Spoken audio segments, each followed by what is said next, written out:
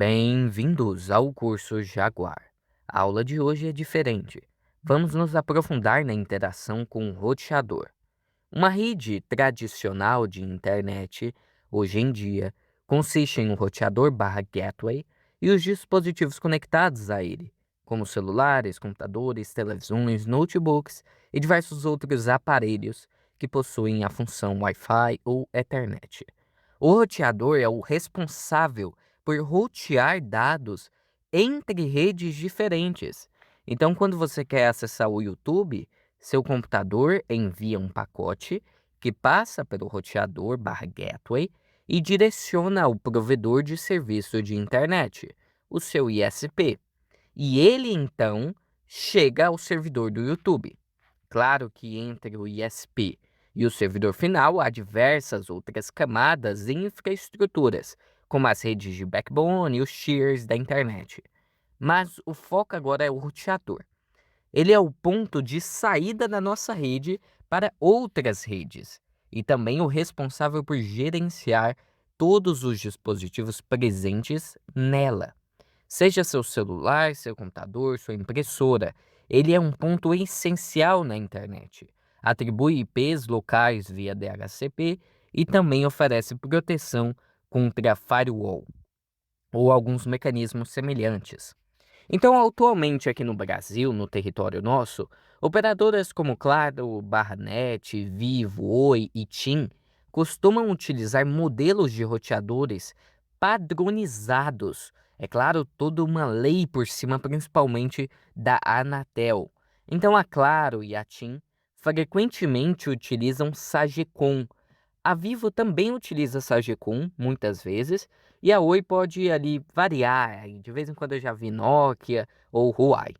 Então esses são grandes provedores de internet em nosso território, e por isso possuem parcerias e um controle levemente mais rígido sobre os equipamentos. Ainda existe CVE nesses equipamentos e falhas, só que é levemente mais rígido. Já os provedores de bairro, aqueles ISPs que distribuem panfletos nas nossas portas, ou que você vê aí alguns outdoors, eles não têm essas parcerias. Então, portanto, eles utilizam marcas mais comuns, como Intelbras, TP-Link e D-Link. Frequentemente, esses equipamentos que os provedores de bairro acabam dando aos seus clientes são mais baratos e também logo são menos confiáveis. Mas o cliente final, desconhecendo dessa possibilidade, acaba aceitando o que é fornecido pelo provedor. Chegando os seus mega, ele está feliz.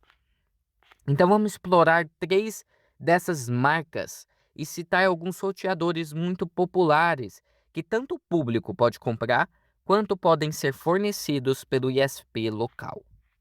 Intelbras temos o RF12, RF301, K00 e o W4. Minha experiência assim, pessoal com a Intelbras tem sido mais em ambiente corporativo. Para uso residencial, principalmente esses provedores e ISPs que dão roteadores, o TP-Link ele ainda é o vencedor. Sem dúvida nenhuma, o TP-Link é o padrão entre os ISPs mais comuns. TP-Link, então, temos o TLWR740N, o 840N, 841, 940N e entra também a do público mais comum, que eu vejo muito, é o Archer. O Archer C20, C50 e C6. D-Link temos o DIR 615, DIR 809, DIR 882 e o DIR 867. O D-Link, ele já foi muito popular aqui no Brasil. Hoje em dia está tendo uma queda da própria marca, mas ela já foi muito popular. Então perceba o seguinte, um roteador, querendo ou não, é um ponto primário na nossa rede, não tem como fugir. Ele é um ponto classificado como primário.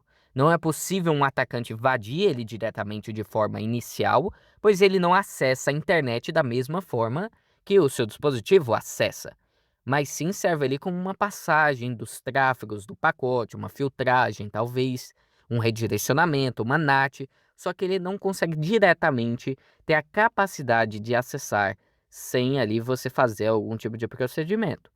Então, no entanto, existe ali alguns roteadores como Intelbras, TP-Link ou D-Link, que possuem uma interface na rede interna para controlar todos os aspectos da sua rede.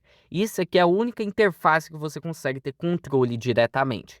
Essa interface existe em todos os roteadores e, da mesma forma, existe em Intelbras, D-Link ou D-Link. Principalmente em provedores locais que utilizam os modelos que citei, a senha deles é padrão e vem fraca, ou até mesmo sem senhas, como acontece em alguns da D-Link. Literalmente, a TP-Link também no modelos passados, mas principalmente a D-Link era literalmente admin e senha em branco, o que é absurdo. Então, na aula de hoje, eu quero apresentar o D-Link DIR 615. Este roteador foi utilizado massivamente, tanto em operadoras de provedores de bairro e até mesmo pelo público comum em geral. Entre ali por volta de 2010 e 2020. Até hoje, algumas operadoras ali com planos de até 300 megabits por segundo. Quando o cliente pede um repetidor ou quando ele contrata este plano, eles fornecem esse modelo. Então, as vendas dele não são publicadas e divulgadas diretamente. Eu consultei o ChatGPT, o que leva a devida desconfiança da informação que ele traz, só que ele estima mais de 3 milhões de unidades do DIR 615 no nosso país, incluindo revisões e relançamentos, ali de melhorias de firmware ou trocando hardware. O interessante e realista é que ele falou que haveria cerca de 500 mil a 1 milhão de unidades ativas operando. Então, esse é um número realmente muito alto, mas tratando com uma visão analítica, mesmo sem dados precisos, se falássemos que houvesse ali atualmente, hoje em operação em residências, 50 mil destes em todo o Brasil, a chance de 70% deles ainda estarem vulneráveis seria alta, literalmente alta, isso eu chutando bem baixo. Ele já possui CVEs de vulnerabilidades conhecidas, documentadas, só que o objetivo dessa aula com este roteador é outro. O painel de administração que fica em 192.168.0.1 não pede senha por padrão. Basta ali o usuário admin, login e pronto, bum, você já tem o acesso ao painel administrativo. Então, o que faremos? Temos nosso servidor de controle, o C2, que está em algum lugar do mundo. Naturalmente, um botzinho infectado aparece em um computador com Windows 11. A rede interna dele indicava que o IP era 192.168.0.3. Isso apenas fazendo ali um simples ipconfig, conseguimos essa identificação. E o gateway era 192.168.0.1. O gateway, novamente, é o cabeça da rede, então não conseguimos infectá-lo diretamente, pois ele não acessa sites ou armazena algo diretamente. Então, assim, conseguimos controlar o Windows 11, porque ele virou um botzinho. O IP do computador infectado é interno e o IP do gateway também é interno, porque eles estão em uma rede interna. Portanto, novamente, o C2 não consegue de forma alguma se conectar ao painel de administrador fora dessa rede, porque o gateway, querendo ou não, protege essas interfaces internas. Mas a ideia aqui desta aula é que o próprio dispositivo infectado inicie a conexão até o nosso servidor por padrão, o C2, então conseguiremos nos comunicar com ele como se estivéssemos na mesma rede. Aí a jogada é utilizar o navegador do infectado, como o Google Chrome, e fazer com que ele se conecte ao 92.168.0.1, porque ele está na rede interna. E quando ele se conectar, ele envia essa conexão para o nosso C2. Dessa forma, o C2 consegue controlar a página mesmo estando em um local diferente do mundo. Tudo isso passando pela rede Tor. O operador do C2, ele consegue ver o que aparece na tela e interagir remotamente ali, clicando com o mouse, digitando, rolando a página para baixo e tudo isso de forma invisível para o usuário do Windows 11, não vai ter tela. O navegador é literalmente sem janela. Espero que a ideia tenha ficado claro. Seria como andar lateralmente até o roteador do alvo, mas utilizando o próprio alvo para fazer a conexão. Vendo como se estivéssemos sentados ali na frente daquele computador e a tela, podendo clicar e fazer tudo. Agora vamos para uma parte técnica antes da prática, expandindo ali a comunicação do infectado. Podemos entender alguns princípios. O agente se conecta ao C2 via Tor, utilizando SOC 5, o que torna a conexão anônima e permite atravessar alguns tipos de NATs e alguns tipos de firewall sem tanta dificuldade. O C2 ele fica escutando em um endereço .onion, o que torna impossível descobrir a origem dele, pois ele próprio também está dentro da própria rede Tor, não é o IP estático da internet. Quando o operador do C2 digita um comando especial, como netcat test, http, 192.168.01, o agente do infectado pega, interpreta isso como um pedido para abrir esta URL dentro de um navegador sem interface. O agente abre o Google de uma forma oculta, utilizando algumas bibliotecas, e ele carrega a página local do roteador dentro da rede privada. A tela desse navegador é capturada em uma screenshot em tempo real, em JPEG, e envia para o C2, que as transmite para o navegador do operador. O operador vê a tela como se fosse um vídeo da navegação e pode clicar, utilizar comandos, e tudo isso depois são analisados e enviados ao agente, que os executa localmente no navegador, e novamente tudo isso ocorre sem loop, sem nenhuma janela visível, sem nenhuma interação perceptível ali na máquina do alvo. Perceptível, né? Seguinte, não podemos considerar isso um andar lateral. A segurança da informação é bem rígida com o termo andar lateral. Lateral movement significa mover-se entre dispositivos na mesma rede. O roteador, nesse contexto, não é apenas outro dispositivo para se mover lateralmente. Ele é o próprio gateway. Ele está acima dos dispositivos comprometidos e não ao lado dele. Então, portanto, de acordo com o termo, ele não se encaixa perfeitamente aqui. Contudo, a ideia que eu quero que vocês entendam é essa característica de poder ter a visão da tela do roteador, o que avança realmente a importância do nosso sistema de ataque. Vamos lá na prática fazer isso. Opa, pessoal, eu estou aqui no laboratório da aula de hoje. Do lado esquerdo é o Kali Linux, do lado direito é o Windows 11. Ambos eu instalei novamente do zero. O Kali Linux surgiu a versão 2025.2 e o Windows 11 eu reinstalei porque toda aula fazemos o procedimento padrão. Pegamos do site oficial, instalamos de novo para ele estar realmente limpinho e por padrão no que vem, para testarmos o nosso software. A aula de hoje é muito importante porque se trata de um avanço em termos de curso, do que você está seguindo aqui no curso Jaguar, e até mesmo de conhecimento, avançando para o nível maior, vamos dizer assim. Não estamos utilizando Metasploit Framework, não estamos utilizando Empiric, Cobalt Strike, nada disso. Estamos montando o nosso próprio sistema de comunicação do nosso software, utilizando a rede Tor. E fazendo isso, chegamos mais perto de atacantes de alto nível, atacantes que você vê passando em televisão, no jornal e notícias. Esses caras, eles muitas vezes não utilizam softwares padrões, eles fazem o que tem que ser feito com o que tem, modificando o seu software final para alcançar o que eles pretendem. Então, qual que é o objetivo da aula de hoje? Aumentar a telinha aqui. Aqui no canto, nessa versão não consigo dar zoom. Opa, eu não consigo um zoom. Eu acho que não. Mas então vamos lá. Aqui do lado direito temos o Windows 11 New Notebook, simulando esse carinha aqui. Perceba o seguinte, a rede interna dele, que é esse vermelhinho, ele recebe o IP via DHCP por padrão, porque o roteador entrega IPs, só que da rede interna. O roteador que ele está ali é o D-Link. Todo roteador, todo dispositivo, principalmente em rede residencial, tanto o seu celular, tanto o seu computador, ele consegue ter acesso ao roteador pelo endereço padrão. Porque você está na rede dele, você está no cobertor dele. Perceba que quem está fazendo esse vermelhinho é o roteador. E você recebeu um IP dele. Você envia coisas para ele, recebe dele. Mas você consegue também acessar o painel dele. Então aqui é o Windows. Eu vou abrir a configuração aqui rapidão. porque tá tudo bem pequenininho.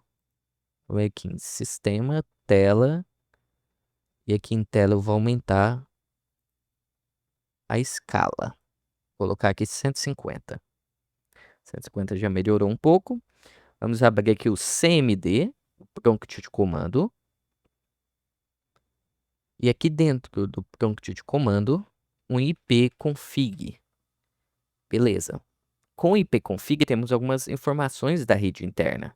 No caso, a informação mais útil é o nosso endereço, que recebemos via DHCP, que podemos alterar e colocar um endereço estático. Então, é o 92.168.0.2. E o nosso gateway, ele tem um IPv6 e ele tem um IPv4, 92.168.0.1. Então, se eu pegar aqui e abrir qualquer tipo de navegador, como eu não tinha aberto antes, ele tá pedindo para eu realizar algumas mini configurações, beleza? O IP, então, é 192.168.0.1. Perfeito, já carregou aqui, que é um roteador do produto DIR 615 D-Link. Já vamos falar sobre isso. Então, é isso. É uma rede interna. Se eu tivesse uma câmera aqui dentro, Daniel, essa câmera tem um painel somente para a rede interna. Eu poderia acessar? Poderia, porque você está na rede interna. Eu tenho uma câmera, eu tenho uma impressora, tudo que tiver painel e seja na rede interna, você pode acessar. O mundo pode acessar? Não pode, porque é uma rede interna. O roteador, ele roteia o tráfego e o gateway não deixa isso acontecer. Por isso que o roteador também é chamado de gateway, porque ele separa essas redes e também conecta essas redes. Você pode conectar com o YouTube lá no mundo, só que ele não pode ver sua impressora. Beleza. Como funciona o nosso software? Nas aulas anteriores já estávamos conversando como ele funciona. Ele funciona através do ponto .onion na porta 444, ou seja, ele é um serviço oculto, um hidden service, um servidor ponto .onion dentro da rede Tor que fica escutando o software até ele mandar alguma coisa. Hipoteticamente, ao decorrer das nossas aulas, apresentamos ali algumas técnicas, como e-mail spoofing, MSHTA no Word, esse tipo de coisa. Então, hipoteticamente, o 92.168.0.2, esse carinha aqui, foi infectado. Como é que o software funcionaria? Ele vai lá, faz a comunicação com o Tor, só que essa comunicação com o Tor, ela não é uma comunicação comum.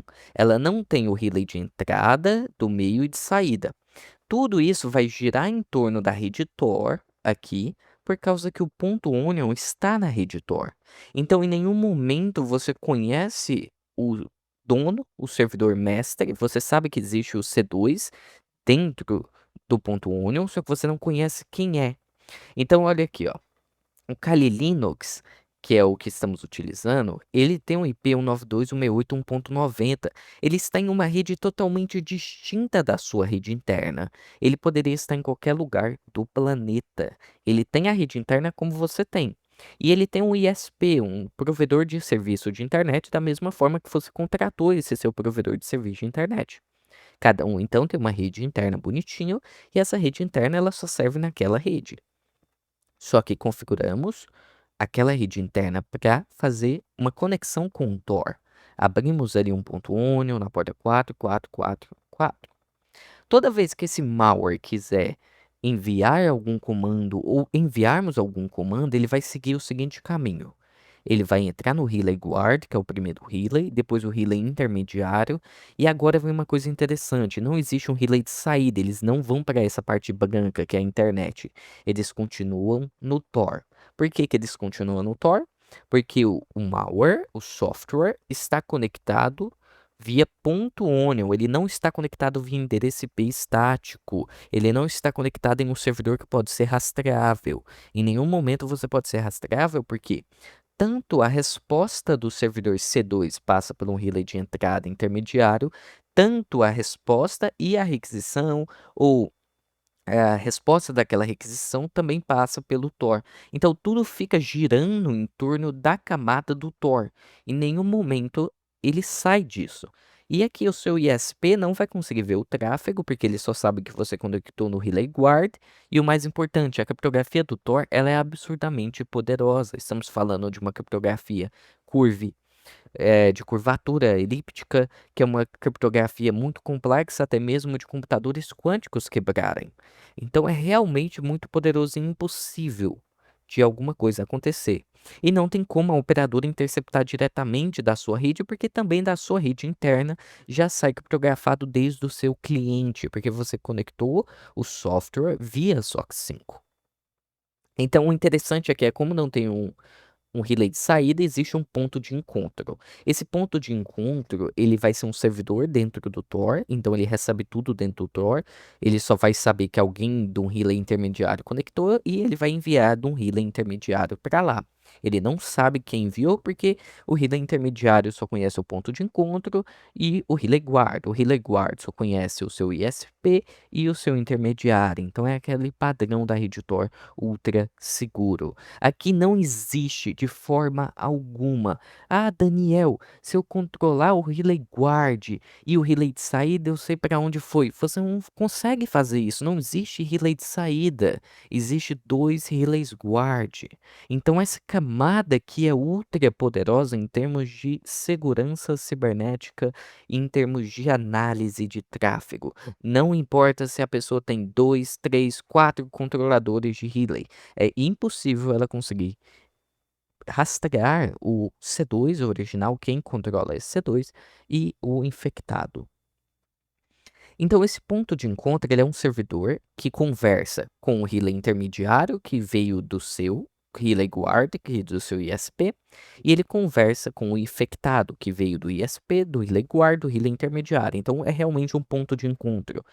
É isso aqui que eu gostaria de trazer também nessa aula, que é um ponto muito importante, porque é quando utilizamos um software que não conecta ao seu C2, ao seu comando e controle, via endereço IP estático, estamos roteados pela rede Tor em todas as camadas possíveis.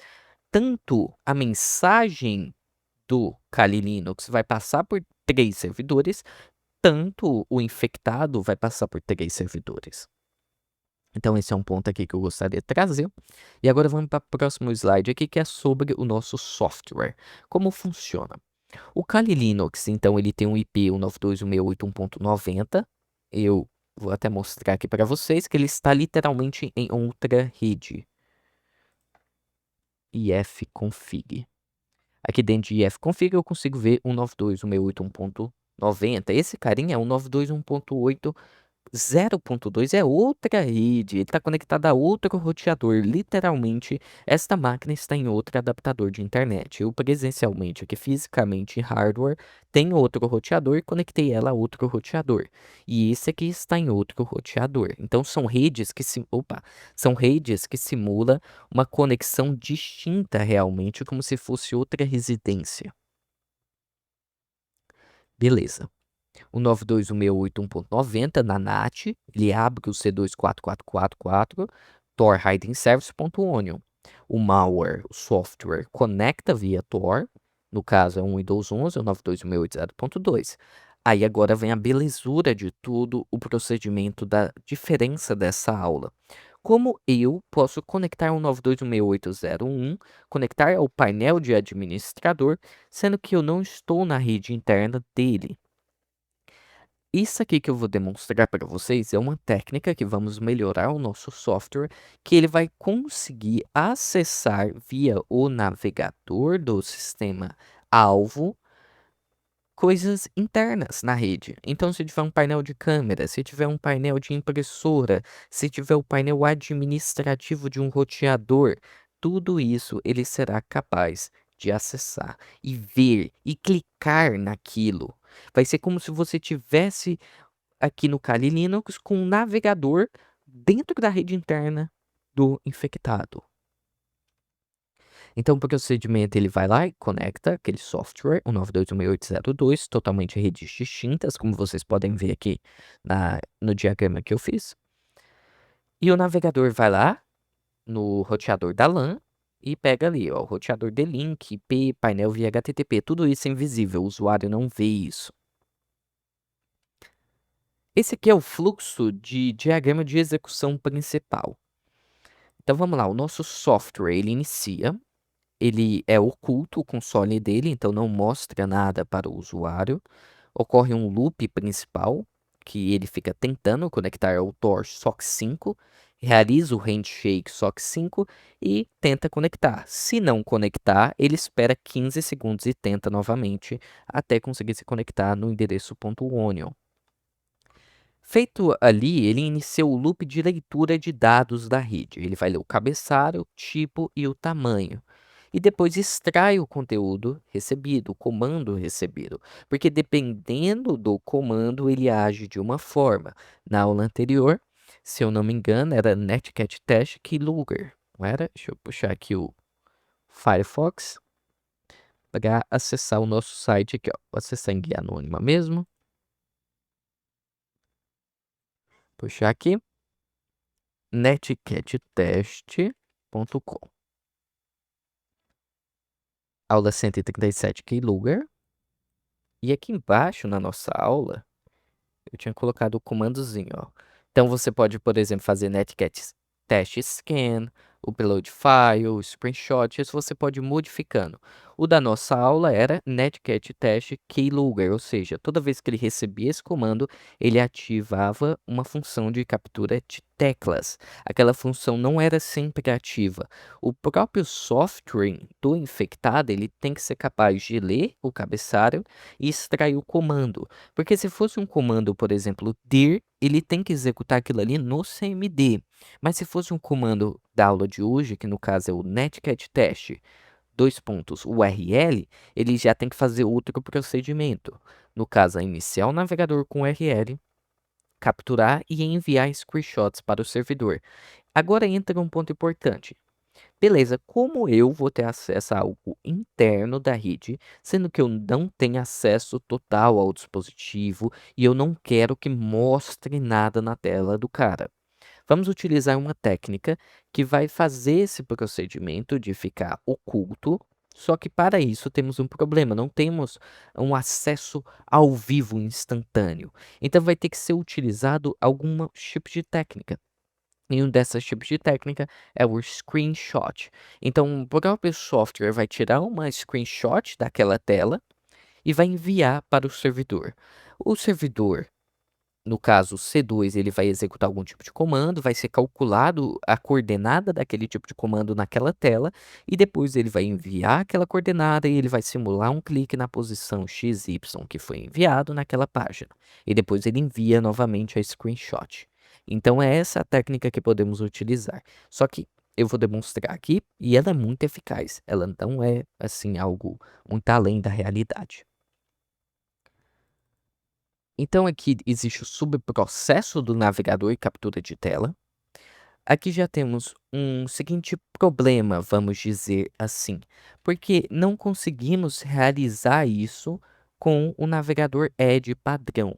Precisamos utilizar um tipo de biblioteca lá do Node.js, uma API de alto nível para controlar os navegadores da Google. E para isso precisamos ter um navegador da Google instalado no sistema-alvo.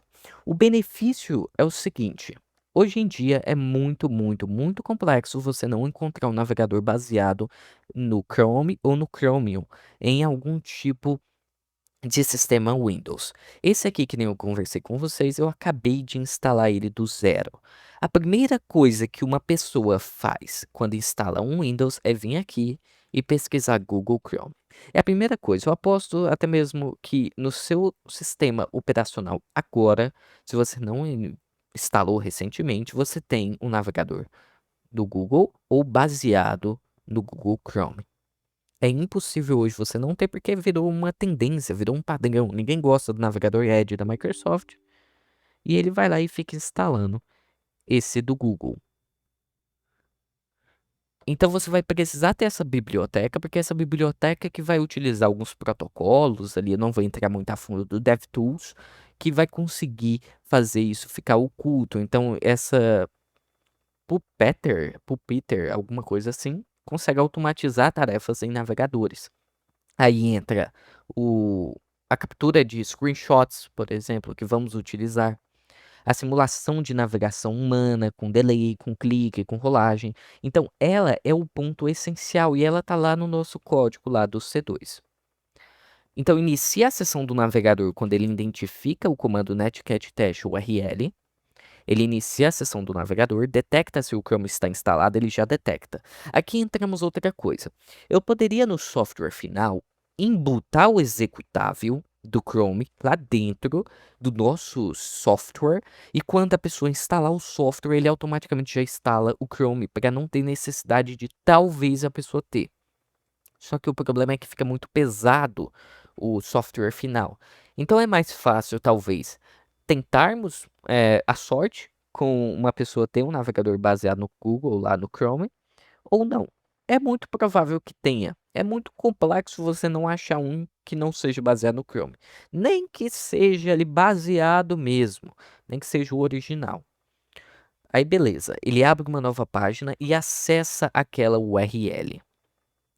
Ele acessa a URL, entra em um loop de transmitir tela, que é lá do algoritmo, captura a screenshot, depois ele capturar a screenshot, ele envia para o servidor de comando e controle, que é o mestre dele. O mestre vai lá, vai conversar com ele, vai... Aqui dentro eu não coloquei muita coisa, mas o mestre vai lá, vai conversar, vai clicar, ele vai reenviar e beleza. Repete até o token ser cancelado ou falhar. Quando for cancelado ou falhar, ele volta para o loop e transmite de novo, caso não seja cancelado, é claro. Aqui baixou o navegador, já está instalado. Eu não preciso mexer em nada, eu só preciso ter ele. Eu não preciso mexer em nada. Aqui já é o nosso novo painel. Antigamente estávamos utilizando um painel muito simples, um painel de terminal. E agora, nessa aula, a partir dessa aula, eu gostaria de trazer algo realmente sofisticado, meus amigos. Então vamos ver aqui. Já estou com o nosso script padrão, Python 3, Netcat. E olha que legal o nosso software agora, hein? Olha o que que ele pede para você fazer. Interface de controle web. O servidor já está escutando na 4444, só tem um problema. Não estamos com o Tor ativo. Vamos ativar o Tor. O Tor agora está ativo. Eu esqueci, mas eu mudei. Eu esqueci o caminho. É tc barra Tor, Tor rc, é do Tor. Eita, é var lib Tor. Hidden Service. Ah, mas aí eu mudei o nome. Pera aí. Deixa eu ver aqui. Como eu alterei o sistema operacional, acabou que eu perdi a chave privada do nosso antigo domínio.onion. Então, querendo ou não, agora temos um novo domínio. Opa. Eu coloquei CD, né? Eu coloquei cat. Eu quero ir até o diretório. Aqui, ó. Hiding Service. Cat hostname. Então esse aqui é o nosso novo hostname, nosso novo ponto .onion. Vou deixar ele quietinho aí, vou abrir uma nova aba. E aqui sim, Python 3 Netcat. Ele está escutando aqui na 5001. Vou abrir esse link. E olha nosso painel, meus amigos. Olha que painel legal. É um painel assim. Estamos evoluindo nas nossas aulas. O objetivo é sempre trazer detalhadamente para vocês começarem a aprender um conhecimento maior, porque isso aqui, querendo ou não, é um curso. E um curso temos que ir com calma, não é só eu chegar e demonstrar algo avançado sem explicar. O objetivo é aprender. Então, antigamente estávamos utilizando um de terminal e agora já estamos utilizando um com servidor web, com uma interface web. Coloquei um reloginho aqui bonitinho, pegando o horário, só para ficar legal. E é isso. Aqui vai aparecer a string. Vamos continuar aqui nossa explicação que vai ficar bem legal quando começarmos. Então estamos utilizando tanto o Python, que é o padrão que estávamos utilizando até agora, o Flask para fazer o servidor e a biblioteca do JavaScript do Socket, que vai fazer essa comunicação em tempo real entre cliente, servidor, WebSocket, essa comunicação bidirecional entre nosso cliente e o nosso servidor, baseado também em alguns tipos de evento. Inicia servidor na C2 porta 4444, que nem eu demonstrei. Inicia servidor WebSocket mais o HTTP na porta 5001, normal aqui também, ó. Beleza, servidor Flask do app, debug mode off. A interface de controle web é a segunda etapa, a primeira etapa é o servidor C2 escutando na porta. Padrão. Aguarde a conexão dos bots, que nem ele está fazendo aqui, ó. Ele está aguardando a conexão dos bots. Bot conecta, aí ele cria um novo ID e armazena na bot list. Inicia um thread para tratar o bot no bot socket e inicia um loop de conexão esperando acontecer alguma coisa, ele enviar ou eu enviar. Feito isso, ele lê o cabeçalho, o tipo, tamanho, lê dados do bot, isso aqui já é na resposta do bot, e aqui ele separa se é 0x01 ou se é 0x02. Se for 0x01 é uma resposta textual, então ele envia ali para o bot response para o web, para ficar na parte do texto, não na parte visual da string. Caso for 0x02 é uma imagem, uma screenshot. Então ele codifica em base64 e envia para o frame da imagem. Aqui é o fluxo do painel web, já a parte mais voltada para a web. Aqui é bem simples, é só para eu demonstrar que é o HTML mais JavaScript com aquela biblioteca do socket. Então você acessa o painel no navegador, que nem fizemos, conecta via WebSocket, envia o request bot, toda vez request bot list. Então ele recebe a lista de bots com uptime e online. Isso caso tenha algum bot. Se não tiver, não tem. Aí ele fica esperando. Se tiver, você pode selecionar um bot. Lá mostra a seção do stream da tela do bot de navegação, que no caso é essa aqui, ó. Terminal de comando de texto, que é esse aqui de baixo, ó, que você pode enviar, por exemplo, um dir. E ações rápidas de navegação. Isso aqui, ações rápidas de navegação, só dá de mostrar com o teu bot. Aí eu fiz um esqueminha ali de pop-up bem legal. É claro que não é um código 100% completo, mas ele é bem estruturado para a nossa demonstração de hoje. Interação com a tela. Aí vocês ficam se perguntando, é uma imagem. Como é que eu vou interagir com uma imagem? Então o usuário clica naquela imagem da string e o sistema calcula a coordenada relativa. Tomem cuidado porque é meio relativo, mas ele calcula. Depois disso que ele conseguiu calcular aquela atividade, aquela interação, ele pega o XY da coordenada. Por isso que eu fiz também bem bonitinho e bem organizado nesse quadradinho aqui. Não como se fosse abrir aqui, por exemplo, um string zero e você conseguisse ver a tela inteira e ficar redimensionando e fazendo bagaço aqui. Então ele fica bonitinho aqui, ele consegue calcular realmente certinho o x e o y. E depois ele envia do servidor, envia para o bot executa, depois o bot envia novamente aquela imagem e esse fluxo continua. Não tem mais imagem, então agora é a prática. Vem aqui no Windows, eu vou estender ele um pouquinho. Beleza. Seguinte, pessoal, nas nossas aulas, eu estava fazendo alguns procedimentos. As aulas estavam ficando um pouquinho mais longas e porque eu estava explicando detalhadamente todo o código, literalmente todo o código. Eu expliquei 300 linhas de código. Eu vou mudar isso um pouquinho hoje, porque estamos começando a entrar em algo ligeiramente mais complexo. E o meu objetivo não é vocês realmente sair daqui, ah, Daniel, agora eu sei fazer programação em linguagem C Sharp. Não. O objetivo é compreender. Eu vou deixar o código inteiro, como sempre, lá no meu site da nossa aula, porque isso aqui tudo é uma técnica. É tudo em laboratório, é claro, tudo de forma ética, só que isso aqui tudo é para vocês compreenderem o quanto longe podemos chegar, como podemos chegar e qual estrutura está. Então, eu já estou trazendo aqui, por exemplo, dados com ISP, com uma lógica diferente do comum, vamos dizer assim. Não estou só usando uma ferramenta. Eu realmente quero trazer algo diferente e aprender para vocês de uma forma diferente. Seguinte, então vamos pegar aqui, porque, como eu falei, é um sistema novo, limpo, então ele não tem o ponto .NET. Vamos ter que instalar o ponto .NET, o ponto .NET SDK, download aqui do ponto .NET. Estávamos fazendo o quê? Compilando com o ponto .NET e depois com o AutoID, o executável final. O executável final, ele instalava o Tor e rodava no desktop da pessoa. Ele instalava o Tor e depois de instalar o Tor, ele se conectava com o nosso software final. Vai ter mais algumas aulas bem interessantes, as próximas aulas vão ser bem interessantes e depois eu vou compilar ele final. Nas aulas anteriores, como era algumas coisinhas mais simples, não ligeiramente além disso, eu sempre baixava o AutoIT e compilava junto com vocês a versão final. Só que hoje eu não quero compilar a versão final, porque vamos melhorar ainda mais futuramente. Então o que que eu vou fazer? Eu vou instalar o, o .NET, que deve aparecer aqui. Vou instalar o .NET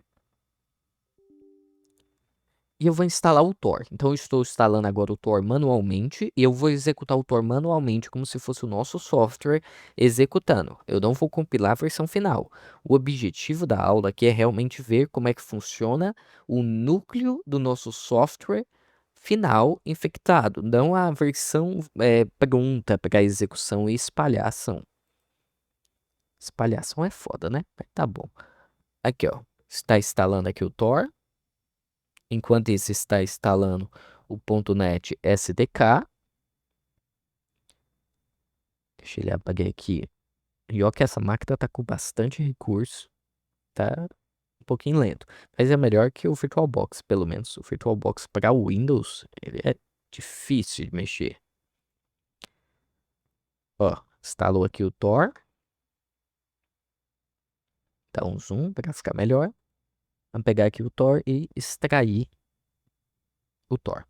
Lembrando novamente, o nosso software final ele já faz todo o procedimento de instalar isso no desktop infectado, que vai ser infectado, ele faz todo o procedimento, ele espera para a execução e tudo mais.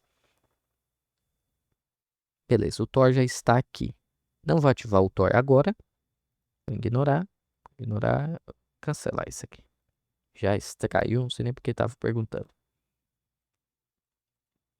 .NET, já instalamos o Chrome, porque querendo ou não, é o que tem que ter. O usuário final tem que ter. Aí daria de novo, vou repetir a frase ali enquanto instala, de você colocar isso junto com o executável final, para ele, além de colocar o Tor, ele colocar o navegador e o Puppeteer, alguma coisa assim, da biblioteca do Node.js, vai conseguir trabalhar com ele. Só que se não, tá bom, qualquer coisa é só você não executar isso. Vamos esperar que o .NET demora um pouquinho. Enquanto isso, também vamos abrir aqui o navegador. Vamos entrar ali no nosso site, netgettest.com. A aula do Keylogger, que foi a aula anterior, 137. Falando isso aqui, tem um site bem legal que eu deixei para vocês testar, ó. Eu não tinha conversado disso. Aqui tem uns sites bem legais, ó. Você muda aqui para login, para vocês testar. Esse aqui dá de comentar aqui. Aí dá de comentar. Beleza. Instalou aqui o .NET? Não, não instalou. Palhaçada. Aqui é a explicação do código. Eu vou deixar uma explicação do novo código lá. Eu recomendo vocês darem uma olhada. Aqui é o site do .NET. Também vou deixar aqui no código dessa aula. E aqui é para fazer o formulário e o nosso projeto. Vamos chamar ele de agente Tor também. E eu vou até abrir aqui o PowerShell. Botão direito. Espera carregar e abrir no terminal. Ele já puxa e abre com o PowerShell. Ele abriu aqui com o PowerShell. Esse .NET 1 anda logo, instala aí, instalou, fechar. Já vou copiar aqui do site, porque vamos utilizar o mesmo, não tenho por que não copiar.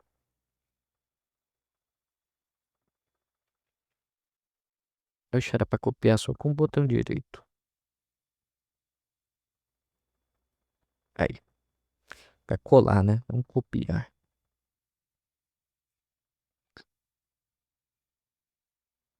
Eita, desligou aqui, ó. Não tem nada não.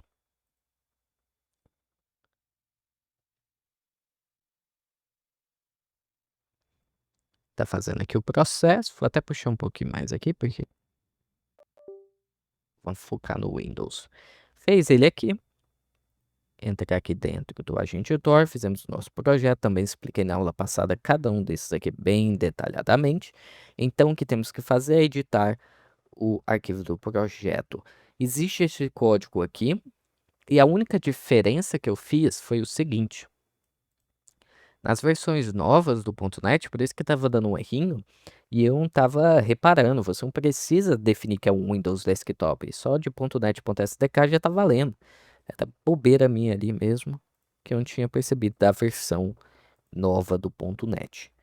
Agora, do arquivo do programa.js, vamos lá, vou pegar ele aqui que eu tinha separado,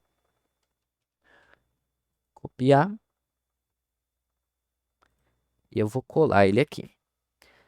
Antigamente, então, eu explicava todas as 200 e cacetadas linhas, explicava bonitinho, só que as mudanças são algumas, né? É o seguinte, não tem o keylogger nesse código final, não compilei ele final, no final aqui não vai ter a função, mas depois é só adicionar. O objetivo, por enquanto, é realmente o foco na comunicação padrão. Então, aqui já estamos puxando a biblioteca. Aqui tem a comunicação do atraso de conexão, de reconexão, no caso, 15 segundos, caso falhe. Deixa eu ligar aqui. Caso falhe, então ele reconecta a cada 15 segundos, porta 4444. O endereço .onion tem que ser o endereço do servidor do C2 final. Então era esse aqui não, hein? Cadê? Eita, como é que eu pego isso aqui? Deixa eu tirar isso aqui. Remover, remover. Esse aqui. Esse aqui. Olha, o domínio. Tem que ser esse domínio aqui. Do .onion. Porta proc store. Eu também mudei tudo o código aqui. Tá tudo em português. Porta proc store local. 9050. E endereço local 127001. Ou seja, a configuração de Tor padrão. Aqui embaixo, então, vai começar a iniciar o handshake, nós faz manualmente, do SOC 5, loop principal do agente fica lá embaixo, recepção do código, tudo mais, né? Tem bastante coisa aí. Tem até o controle, aqui ó, transmitir tela, o controle do transmitir tela, aqui ó, bem legal. Dá screenshot, JPEG, da qualidade que vai em 80, aqui ó. Tudo bem legal, eu vou explicar diretamente. Aqui ó, eu enviei a mensagem NV0x02, que nem eu tinha colocado aqui no diagrama que eu fiz bonitinho. Que ele identifica a partir dela, 0x02, opa, não é esse. Ele identifica aqui, no ponto, no C2, né? 0x2 é screenshot. Então está tudo bem detalhado. Ele já envia também, para que vocês podem ver, do formato 720, 1280 por 720. Ou seja, tudo realmente já calculado para rodar perfeitamente. Aqui já tem aqui, ó, o controle do navegador por parte. Puxa, eu perdi, agora eu tô cego. Cadê? Cadê? Aqui, ó. Ele já tem aqui o controle do navegador por parte daquela biblioteca lá. Ele vai iniciar o Chrome no modo sem interface. Perfeito, já para não mostrar nada, o modo sem interface é esse aqui, ó. Headless é o modo sem interface do navegador Chrome, por isso que tem que ter, infelizmente, o navegador Chrome. Aí ele vai chamar lá o transmitir tela aqui para começar a captura e envios de tela daquela página. É uma captura de tela periódica. Então ele envia imagens da tela do navegador continuamente até ser cancelado. Então é bem legal toda a lógica que está aqui. Recomendo vocês dar uma olhada. Não precisa focar ali na linguagem. Ah, Daniel, não sei, mas eu gostei, eu achei bem legal. E o objetivo é realmente a compreensão disso.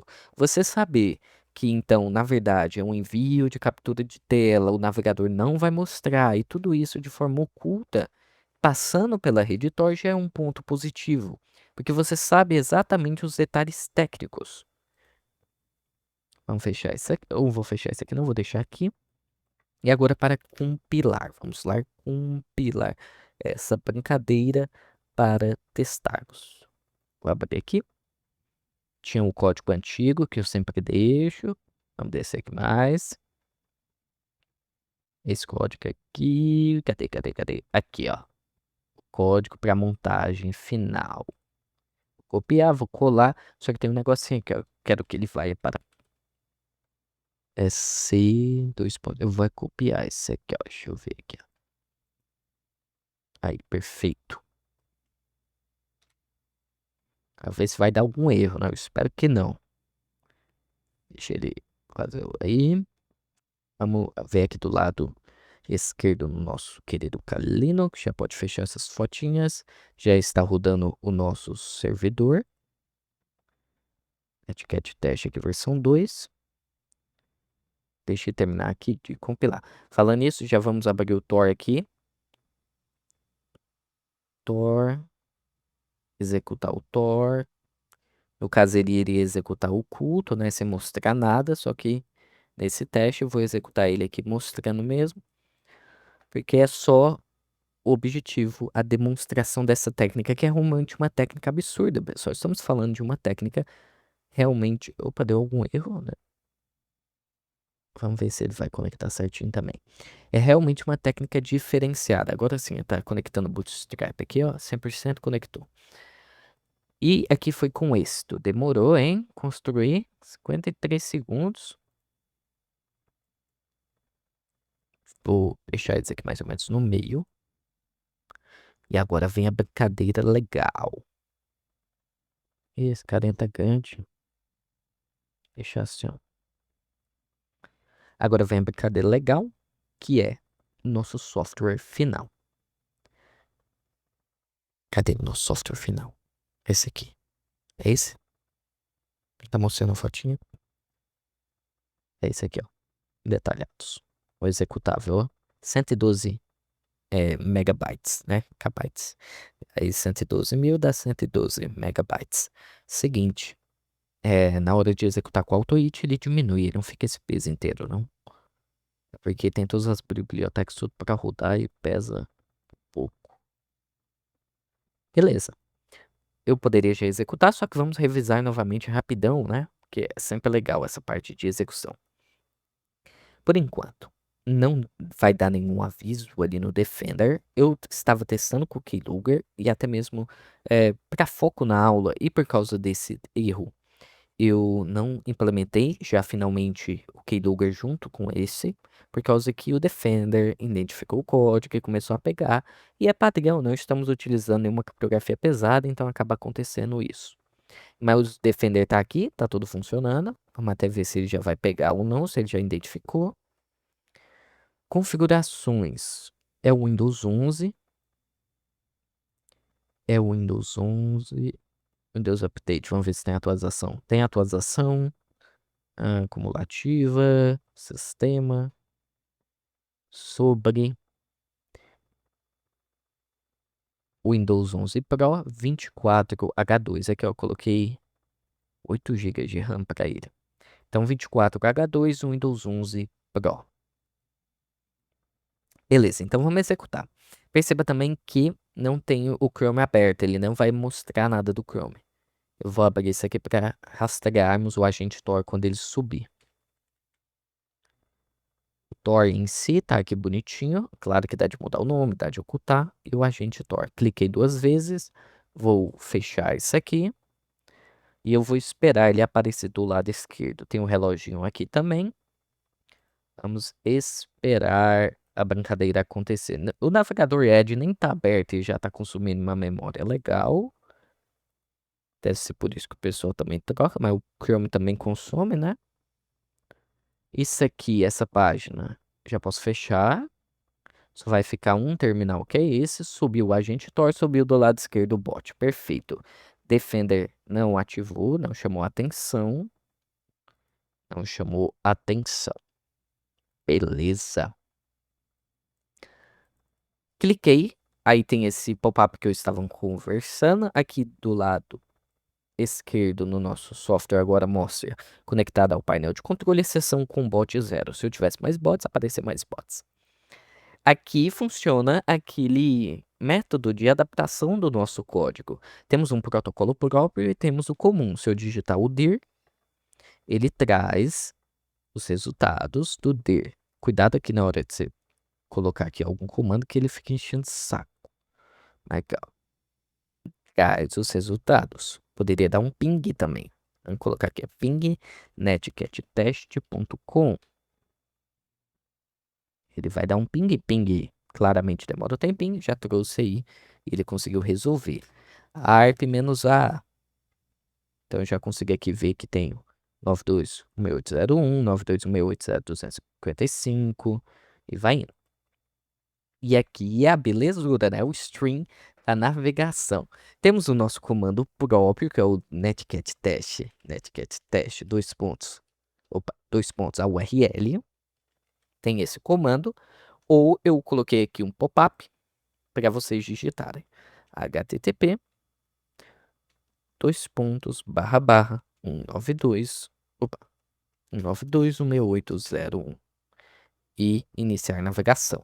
Ele vai rodar o comando aqui no terminal, ele vai utilizar o Chrome, ele identificou por padrão o Chrome está naquela tela e ele navegou e já trouxe perfeito para nós.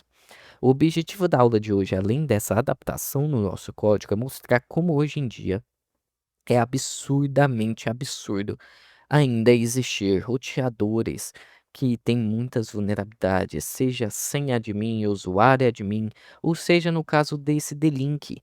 Esse D-Link, ele tem o usuário admin, ele tem a senha, só que se eu clicar aqui em login, ele vai logar porque ele não precisa de senha por padrão. Então, imagina o seguinte, você não conhece muito de tecnologia, comprou ou veio esse roteador da operadora, e você quer alterar o nome da sua internet. Você vai lá, digita admin, a senha em branco, você loga. Você não vai se preocupar em alterar a senha. Você não vai, porque imagina se você esquecer.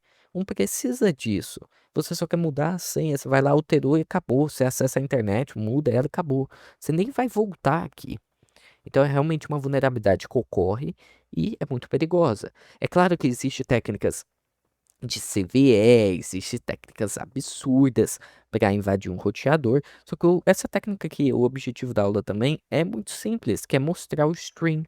Eu vou clicar aqui, ele vai calcular o x e o y da coordenada. Vou clicar novamente. Esperar aí, né? Eu espero que não tenha dado nenhum erro. Configuração. Login. Vamos esperar então. Ver se recebe uma resposta. A resposta não é demorada, eu não sei porque não está logando. Clicar aqui de novo, login.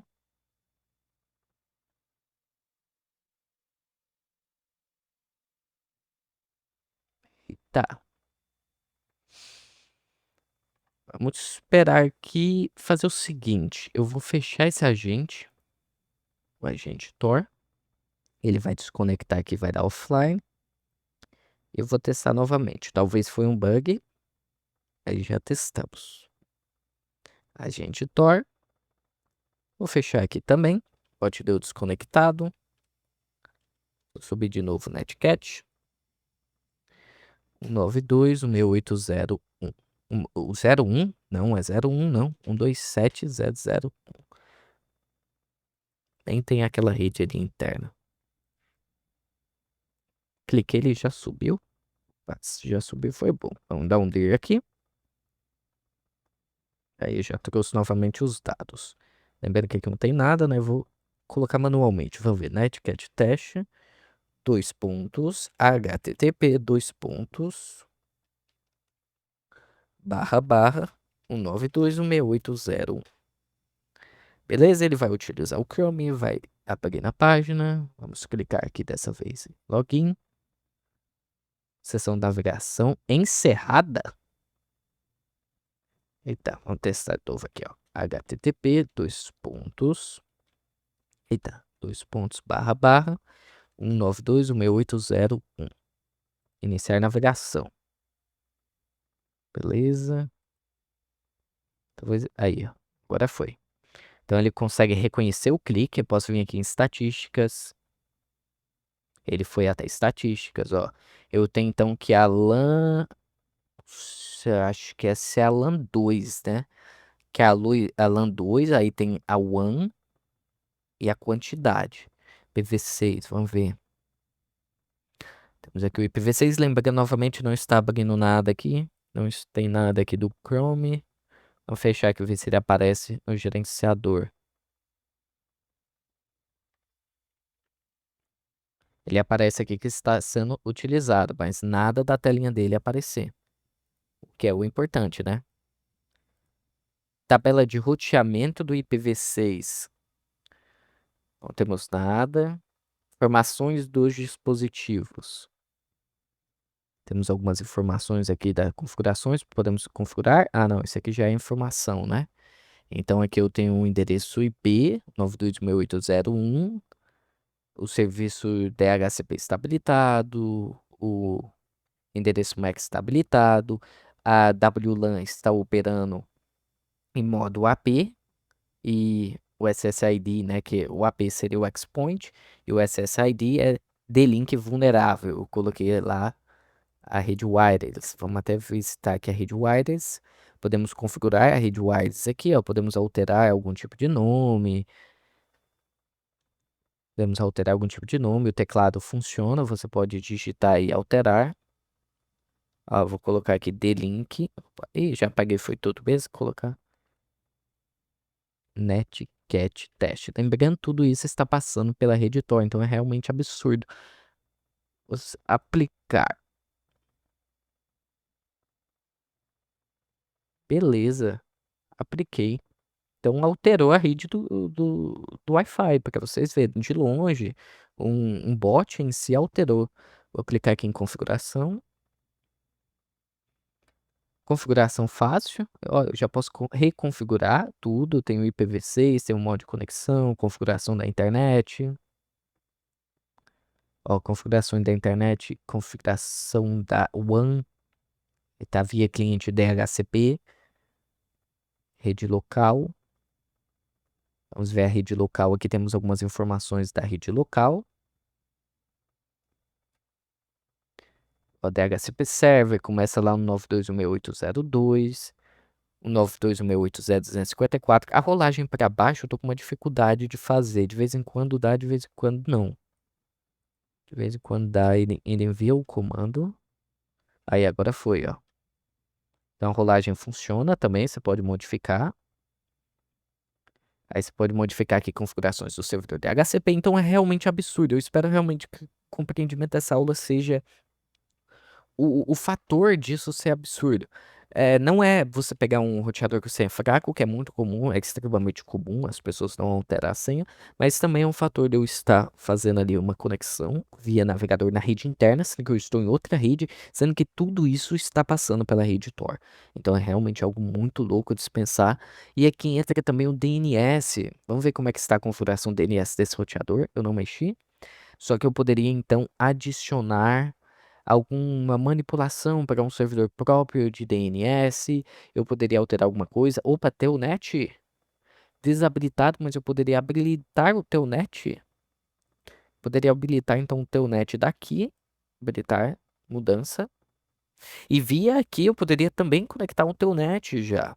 Eu não lembro como é que configura o Telnet pelo Windows, eu nem sei se no Windows 11 ele já vem dele configurado. Não sei se já vem dele configurado o cliente Telnet ou se tem que habilitar o cliente Telnet em alguma coisinha, só que daria de conectar o Telnet. Vamos até testar aqui. Ah, no caso ele já está navegando. Mas vamos testar aqui. Telnet 92.168.0.1. Eu acho que no caso não vem padrão. Aí teria que definir a porta, né? Eu esqueci. Telnet 92.168.0.1.23. Eu acho que vai conectar, não. Vamos ver aqui mais. Bloqueio de URL. Daria de você bloquear algum tipo de URL. Eu acho que não vai conectar porque já está fazendo o processamento aqui desse socket aqui. Aí teria que testar depois. Palavra-chave, você pode bloquear, então você pode redirecionar a pessoa. Então é realmente absurdo. Se você tem um controle de um sistema como um roteador e um controle visível, com a tela visível realmente, conseguindo analisar tudo, conseguindo ver tudo visivelmente, é realmente. Ó, já alterou aqui então o modo AP. Vou ver aqui se tem mais alguma informação legal desse roteador. Poderia reiniciar, admin. Então aqui seria a senha do nome de usuário, a nova senha, confirmar nova senha, data e hora, modificação do relógio de data e hora, o NTP é o servidor, daria também manipular isso, manipular. Atualizações de firmware, então já poderíamos também enviar um arquivo de firmware modificado e tomar controle total daquele roteador, não somente visivelmente com a tela. Então, realmente, são técnicas realmente muito poderosas. Muito poderosas. Você vê o roteador, você vê com seus olhos, você poder clicar, é algo diferente. Isso é que funcionaria com painel de impressora, funcionaria com um painel de uma câmera. E normalmente as pessoas não colocam senhas ou deixam senhas padrões. Vamos ver aqui sobre o Telnet, que eu fiquei até curioso. Habilitamos o Telnet.